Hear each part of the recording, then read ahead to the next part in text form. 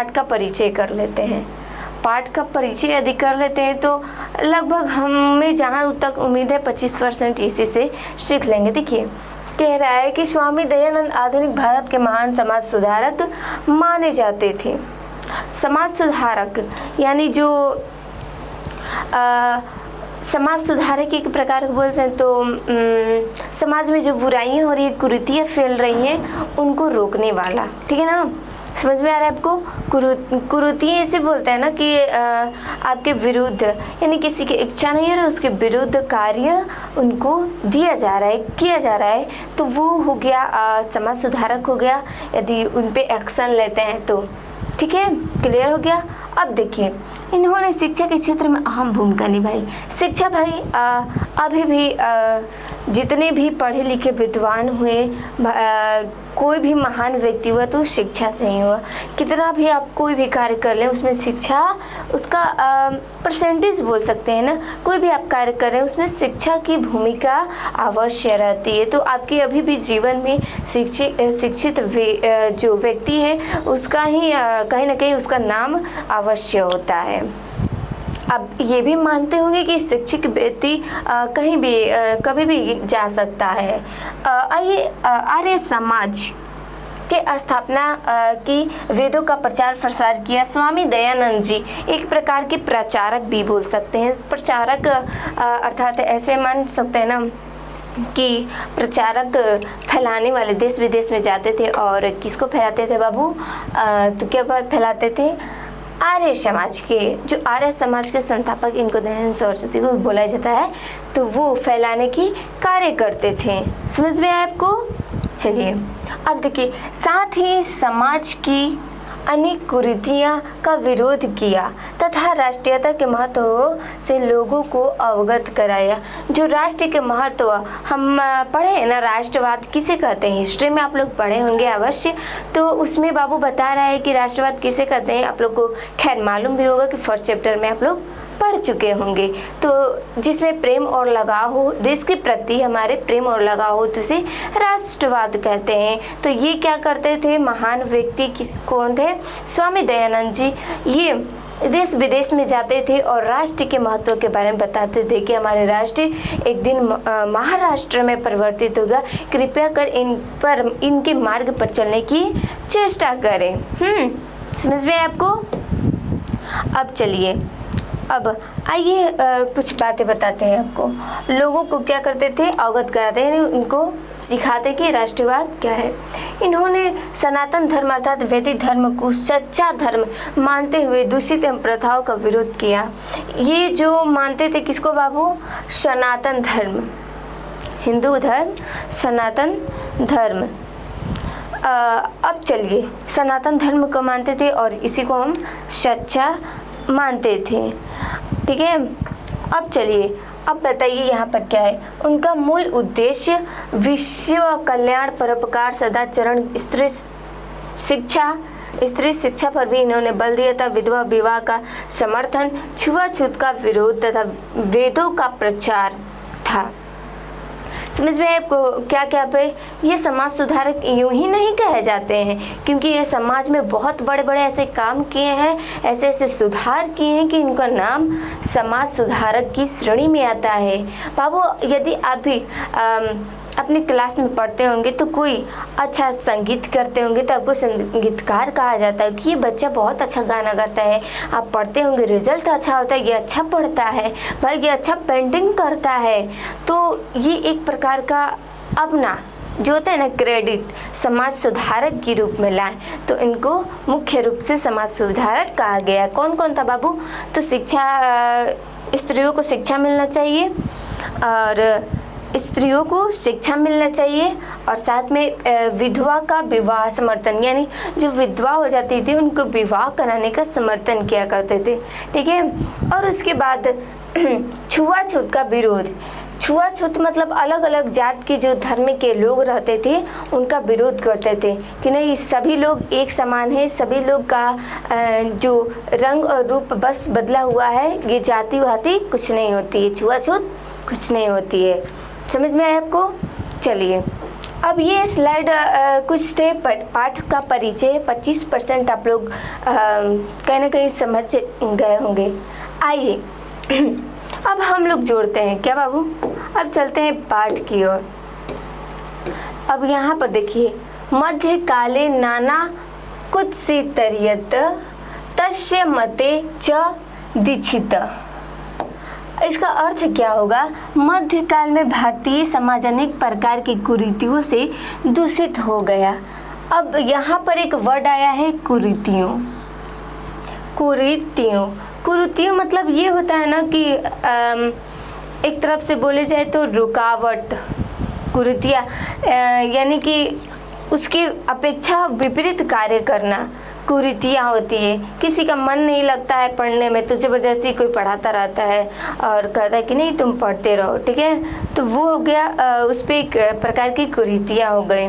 उसका मन नहीं है तो क्यों भाई उसको पढ़ाना। हाँ, एक हद तक होता है कि आप लोग थोड़ा शिक्षित उसको कर सकते हैं, लेकिन जिसको में उसका इंटरेस्ट है उसी में करिए भाई, तो वह है कुरीतियाँ। और जैसे कि अभी फ़िलहाल में कितने रेप का, मर्डर का ऐसे केस आते रहते हैं, कहीं चोरी का, कहीं ये हो रहा है, कुछ किडनी, इस प्रकार की, ठीक है, तो इस प्रकार की कुछ होती रहती थी। तो ये कुरीतियाँ हैं, समाज में बदलाव स्वामी दयानंद जी की है, ठीक है, स्वामी दयानंद जी की है। उसके बाद देखिए, अब जातीय भेदभाव की विषमता, अलग अलग जाति के जो लोग रहते हैं उसमें भेदभाव करते थे। आप पढ़े होंगे भीमराव अंबेडकर के बारे में, तो उनको भी सबसे लास्ट वाली पंक्ति में खड़ा होना था और स्कूल के बाहर पढ़ना था।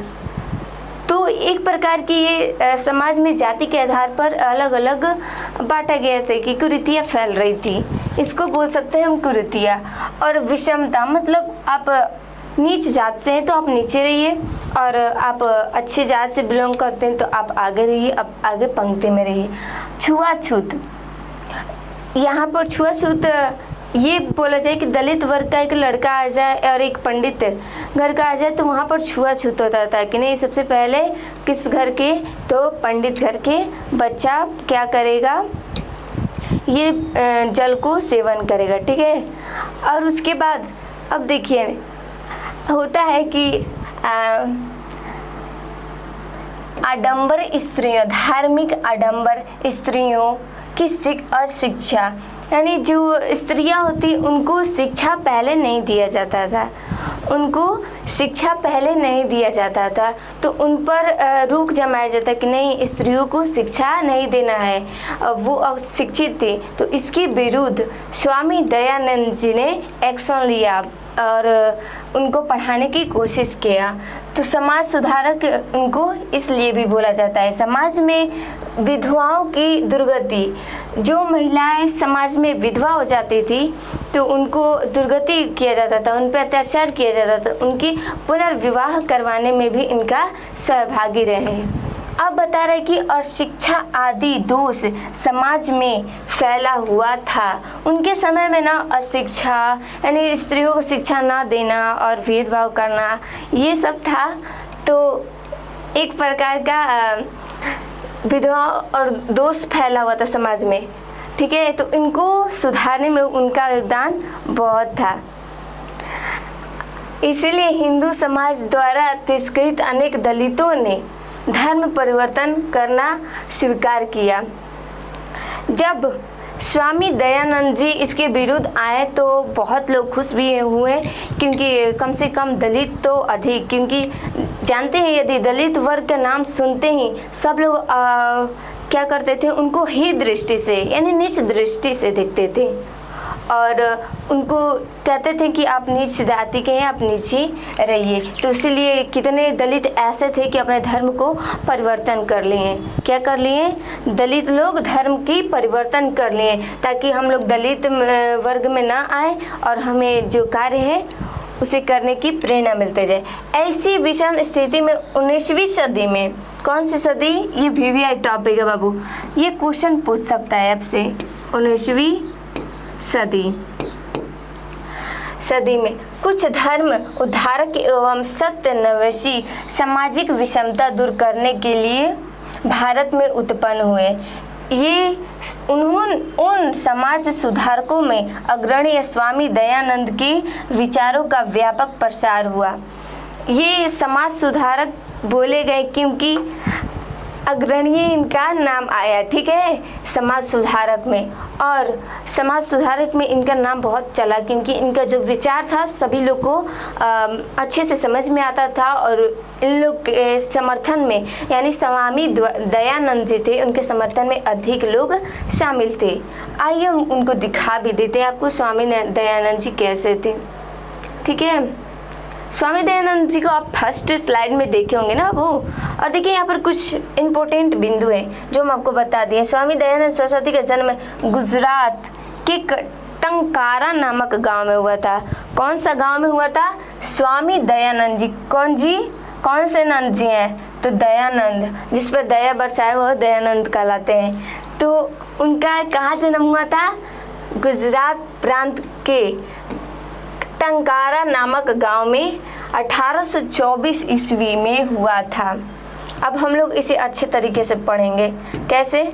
इसमें बहुत इम्पोर्टेंट है, ये स्लाइड आपके लिए बहुत महत्वपूर्ण हो सकती है। देखिए फर्स्ट में बताया जा रहा है कि इनका जन्म कब हुआ था, कहाँ हुआ था? गुजरात में। गुजरात कौन सा गांव था? गांव का नाम टंकारा, टंकारा नामक गांव था। और असली नाम मूल शंकर था। असली नाम क्या था भाई? असली नाम मूल शंकर, मूल शंकर। एक प्रकार के बोले तो ये बचपन का नाम था इनकी शिक्षा संस्कृत भाषा में आरंभ हुई। कौन सी भाषा? संस्कृत भाषा में। यहाँ पर लिख सकते हैं कि यहाँ पर भाषा कौन सा था? संस्कृत, संस्कृत भाषा। और देखिए यहाँ पर क्या बता रहे हैं, उस समय कर्मकांडी परिवार में ऐसी ही व्यवस्था थी। शिवोपासक, अब यहाँ पर शब्द है शिवोपासक। क्या होता है शिवोपासक? मतलब जो शिव, भगवान शिव को मानने वाला जो परिवार था उनको ही क्या बोला जाता है? शिवोपासक। यानी जो भगवान शिव थे उनको मानते थे। कौन भाई? तो स्वामी दयानंद सरस्वती के फैमिली जो थे वो लोग शिवोपासक थे, भगवान शिव को मानते थे। परिवार में मूल शंकर के लिए शिवरात्रि महापर्व प्रेरक सिद्ध हुआ। एक समय की बात है, आपको बताते हैं, जब उनके परिवार में कुछ अनुष्ठान रखे गए जिसमें भगवान शिव की पूजा करनी थी। तो वो कौन सा रात था बाबू? ये शिवरात्रि महापर्व था। उसमें सिद्ध हुआ कि रात्रि जागरण के समय मूल शंकर द्वारा देखा गया कि शिव की मूर्ति पर चढ़ाए गए पदार्थ चूहा खा रहे हैं। ये है भगवान शिव। कौन है भाई? ये स्वामी दयानंद जी। यहीं से देखें, ये भगवान कौन है? शिव। इनकी पूजा हो रही थी उस रात, शिव रात्रि के समय। और वहाँ पर ये स्वामी दयानंद जी हैं, ये विचार करने लगे, ये सोचने लगे, ये भाई चूहे खा रहे हैं। जब भगवान स्वयं की रक्षा, स्वयं भोजन की रक्षा नहीं कर सकते तो हमारी रक्षा कैसे करेंगे? तो वहाँ पर उनके विचार बदल गए। क्या हुआ? चेंजिंग हो गया, बदल गया उनका विचार कि जब हमारी रक्षा कैसे करेंगे? वो भगवान तो खुद मूर्ति का पत्थर का है, वो कैसे हम लोग का रक्षा करेंगे? तो वो विचार करने लगे और वो जागरण छोड़कर वहाँ से भाग गए। देखिए ये कुछ मूस महाराज जी लोग हैं जो कितने अच्छे से भगवान के भोजन खा रहे हैं। देखिए कितने चाव से, कितने अच्छे से खा रहे हैं। चलिए अब हम अगले स्लाइड पे चलते हैं, ठीक है। समझ में आया आपको कौन सी रात्रि था? आप लोग पहले बताइए कि गुजरात में किनका जन्म हुआ था? गुजरात के टंकारा में स्वामी दयानंद जी का, उनका जन्म कब हुआ था? आप लोग बताइए। 1800 कितने ईस्वी में? आप लोग बताइए जल्दी। 1824 ईस्वी में हुआ था। टंकारा नाम, उनका मूल नाम क्या था? मूल नाम या फिर असली नाम क्या था? मूल शंकर था। और बताइए उनके समय कैसा परिवार था, तो कर्मकांडी था, यानी कर्म को मानने वाला। और कौन से देवता की पूजा करते थे? शिव शंकर की, यानी शिवोपासक थे। और यहाँ पर क्वेश्चन आ जाए कि कौन सा रात्रि को भगवान छोड़कर गए थे, पूजा जागरण को छोड़कर गए थे, तो वो शिवरात्रि के दिन। और क्या देखकर? तो भगवान शिव की पूजा हो रही थी, तो उसमें उनका प्रसाद चूहे आकर खा रहे हैं। तो उनमें ये हुआ कि जब भगवान अपने पदार्थ चढ़ाए हुए जो प्रसाद है उसकी रक्षा नहीं कर सकते हैं, तो हमारी रक्षा कैसे करेंगे? तो वहाँ से वो भाग जाते हैं। अब चलिए, समझ में आया आपको? चलिए अब अगला स्लाइड पे चलते हैं, क्या कह रहा है। देखिए, यहाँ से उनका जो जीवन है बहुत बदल गया। और बदलने के कारण ये हुआ कि यहाँ से अपना माइंड का जो थिंकिंग पावर है बदले तो, और बहुत बड़ा नाम किए। सनातनी धर्म ऐसा होता है, एक बार अपना लेने के बाद वो ऊंचाइयों पे जाता है। देखिए अब क्या होता है आगे कि मूल शंकर ने सोचा कि यह साधारण मूर्ति है, भगवान शिव की मूर्ति साधारण है। क्यों भाई? तो ये वास्तव में भगवान शिव की सच्ची मूर्ति नहीं है। ये जो मूर्ति बनाया गया है वो भगवान की सच्ची मूर्ति नहीं है। क्या है? मूर्ति नहीं है। उसी क्षण उन्हें मूर्ति के प्रति अनास्था, या अनास्था मतलब जानते हैं आप लोग क्या होता है? अनास्था मतलब होता है अविश्वास।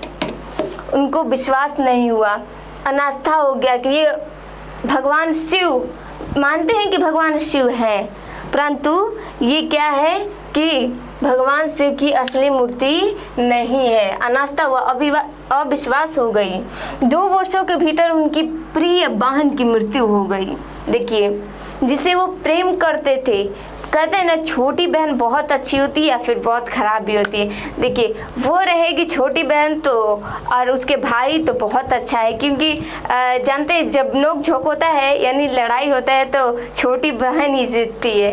तो ऐसे कुल होता है घर में। और देखिए, वो प्रिय थी। कौन थी जी? प्रिय बहन थी।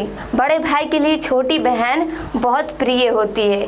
वो बहुत उसी की वजह से हंसता भी है वो भाई, उसी की वजह से रोता भी है। तो वो बहन एक तरह से प्रिय हो गई थी। तो वो प्रिय बहन की मृत्यु हो जाने के कारण वो बहुत, उनका मन जो है ना अशांति हो गया। कैसे हम इतने भगवान शिव की पूजा करते हैं, ये कैसे हो सकता है हमारे प्रिय बहन की मृत्यु हो जाए? ये देखिए उनकी बहन थी भाई। कौन है?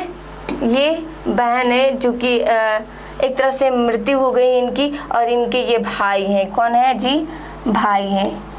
भाई बहन का प्रेम ही अलग होता है, कितना अच्छा होता है। लड़ते झगड़ते रहो और अपने यूं ही दिन ही कट जाते हैं। इससे उनके मन में वैराग उत्पन्न हो गया, मतलब एक अलग सा वैराग, दूर रहने वाले, किसी को मानते ही मानते नहीं, वैराग हो गए।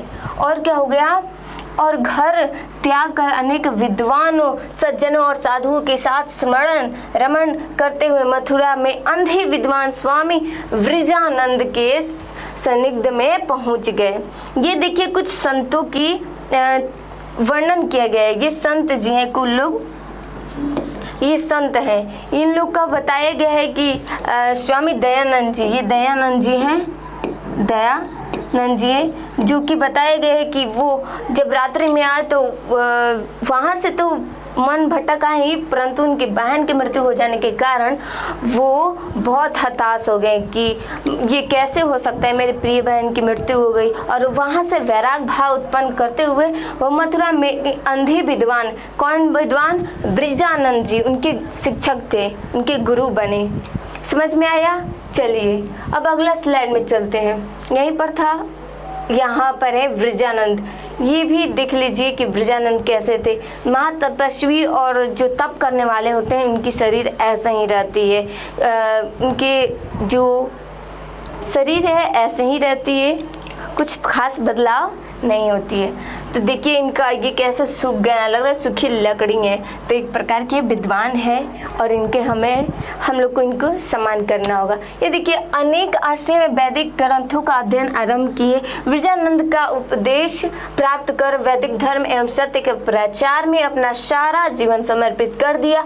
उन्होंने सर्वत्र धार्मिक आडंबरों का खंडन किया, उनसे पराजित होने लगे एवं आर्य समाज में दीक्षित हो जाते थे। चलिए आपको समझ में आया इसमें क्या था। विरजानंद उनको बताए थे कि उनके मार्गदर्शन हुए, वो छोड़कर मथुरा चले गए और आर्य समाज को मान ले गए और शिव को जो उपासना करते थे वो उनसे वैराग भाव उत्पन्न कर ले। और उनका जन्म कब हुआ था? 1824 ईस्वी में गुजरात के टंकारा नामक गांव में।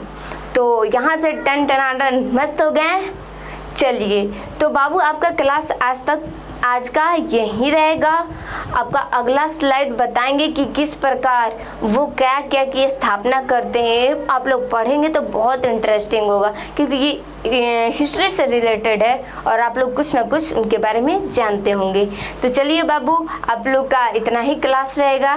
मिलते हैं अगले वीडियो में, तब तक ऐसे ही आप लोग मन लगाकर पढ़ते रहिए। Best of luck. Radhe Radhe.